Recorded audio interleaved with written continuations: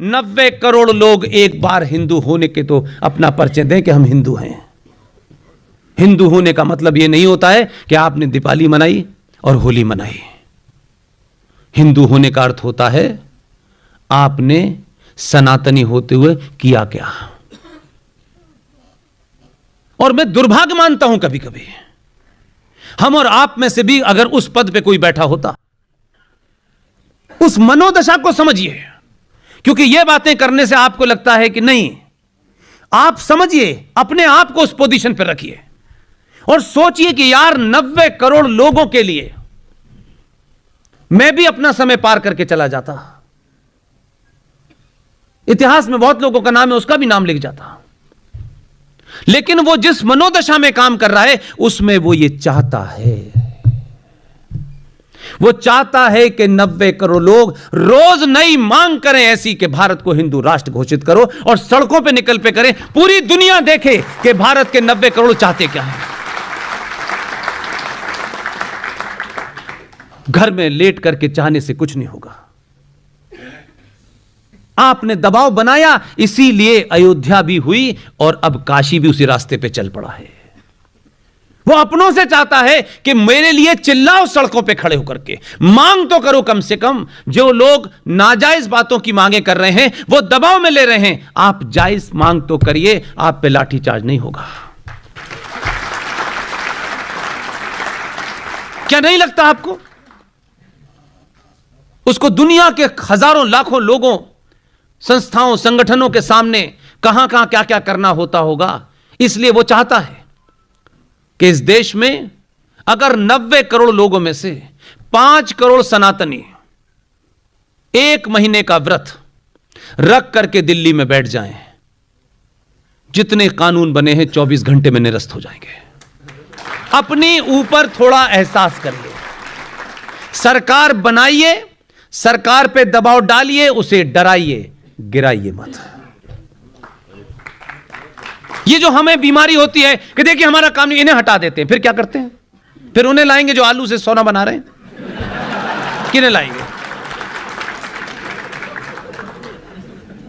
उनके पोस्टर लगे थे जब मैं आपके शहर में आया, अब वो नई आई हैं, वो कहती हैं मैं इंदिरा गांधी जैसी हूं क्योंकि नाक मेरी ऐसी है। उनके विज्ञापन में मैंने देखा हम फ्री बस चलाएंगे। 70 सालों में लोगों की हालत कर दी कि बस से उतर ही नहीं पा रहे। वो अभी भी हमें फ्री में ले जा रही है बस में, कार हमारे लिए नहीं है, कार में तो वो जाएंगे वाड्रा साहब। और ऐसे लोग खुल के मूर्ख बना रहे हैं आपको, और आप कह रहे हैं देखो ये इंदिरा जैसी दिखती है, तो क्या करें? इंदिरा जैसी दिखती है तो हम अपने नैरेटिव को नहीं समझना चाहते। आप सोचिए कि आप किस कंफ्यूजन में रहना चाहते हैं, किस डर में रहना चाहते हैं, किससे अनुमोदन कराना चाहते हैं। शिया आज भी 2021 में भी मुहर्रम ऑब्जर्व करते हैं। किसी ने पूछा ये शिया मुहर्रम में क्या करते हैं, ये मातम क्यों करते हैं, ये सीनों पे छुरी मार मार के खून क्यों निकालते हैं, ये या हुसैन क्यों कहते हैं, या यजीद किसे कहते हैं, किनको गाली देते हैं, किन के बारे में बुरा भला कहते हैं, ये हमने जानने की कोशिश नहीं की। ये शिया मातम इसलिए मनाते हैं, उनसे सीखिए। जो लोग आपके पूर्वजों के हत्यारे हैं, जिन्होंने आपकी नस्ल दर नस्ल हत्या की है, अगर आप उन्हें भूल जाते हैं तो फिर इतिहास आपको भी भूल जाता है। इसलिए शिया इस देश में नहीं, पूरी दुनिया में मुहर्रम मनाते नहीं, ऑब्जर्व करते हैं। वो दुख का दिन होता है और उस दिन इमाम अली को, बीवी फातिमा को, उनकी जो बेटी थी, जो अली की पत्नी थी, उनके नवासों को, मारने वालों को कोसते हैं ताकि दोबारा से वो न पैदा हो पाए। उनके लिए मनाते हैं। उनके और इनके बीच में झगड़ा इतना है, आपका तो है ही नहीं, आप तो खामखा बीच में आ जाते हैं, आप है ही नहीं कहीं बीच में। पाकिस्तान ने अपने यहां शियाओं को मुसलमान नहीं मानते, वो उनका कत्ल वाजिब है वहां पर। इसलिए मैं मानता हूं कि इस्लाम को लेकर के सुनी सुनाई बातें न करा करें, तथ्यात्मक बातें करें। तीनों शुरू के खलीफा मारे गए और वो कहते हैं Islam is a religion of peace. Coca Cola वालों को पता चल जाए ये ऐड तो बेच देंगे वो। और आप कहते हैं सारे मजहब बराबर हैं, सारे धर्म बराबर हैं। आप खामखा कह रहे हैं क्योंकि आपको भाईजान की सेवैयां खानी है जबरदस्ती में, हमें दिखना है ऐसा। अरे किसी को गाली मत दो, किसी को मारो मत, लेकिन सच बात तो बोलो यार। जिस सच का ढिंढोरा हम पीटते हैं, हमें माता ने कहा है सच बोलने के लिए, पिता ने कहा है सच बोलने के लिए, तो सच बोलो ना यार। भाईजान के सामने जाने के सामने फिर चारा क्यों हो जाते हैं आप? सच बोलो कि ये चीज ही नहीं है, कोई एग्जिस्ट ही नहीं करती। Islam is a political ideology to capture power, nothing more than that. पूरी दुनिया में ये कर रही है। तथ्यों पे बात करिए।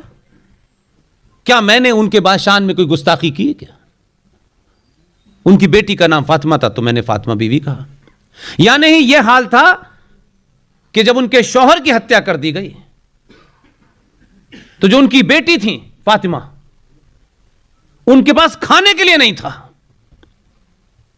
तो प्रॉफिट मोहम्मद ने जो बाग जिसके अंदर बहुत सारे फल लगे हुए थे उसे बागे बिद्दत कहते हैं, बिदर कहते हैं, वो लेने गई तो अबू बकर जिसकी बेटी 7 साल की थी, जिससे निकाह किया था, 54 साल के युवा ने, उस अबू बकर से लेकर के जितने बैठे हुए थे भरी सभा में गई और कहा कि मेरे बच्चे भूखे हैं, मुझे मेरे हिस्से का वो बाग दे दो। उसकी हंसी उड़ाई, उसका मजाक उड़ाया उनकी बेटी का। वो घर वापस आई, उनके घर में फाके पड़ रहे थे, वहां यहूदी रहते थे। उन यहूदी औरतें उनके घर गईं और उनसे कहा कि आपकी चिमनी से कई दिन से धुआं नहीं आ रहा है, क्या घर में फाका हो रहा है क्या? उन यहूदी औरतों ने प्रॉफिट मोहम्मद की बेटी को खाना खिलाया।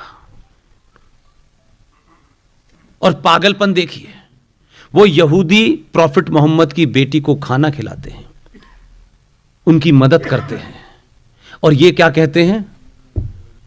ये यहूदियों को काफिर मानते हैं, इनको मारना जायज है। लेकिन जहालत की पराकाष्ठा देखिए क्या है। पिछले 1400 साल में घूम करके दुनिया के किसी कोने में चले जाएं, इन्होंने सुई नहीं बनाई, पेंसिल नहीं बनाई, लेकिन इतने ज्ञानी हैं कि उस यहूदी काफिर और हिंदू काफिर को उसी के बनाए हथियार से मारेंगे। देश में कोविड-19 महामारी की चौथी लहर की आशंकाओं के बीच कोरोना के खिलाफ टीकाकरण अभियान लगातार नए आयाम स्थापित कर रहा है।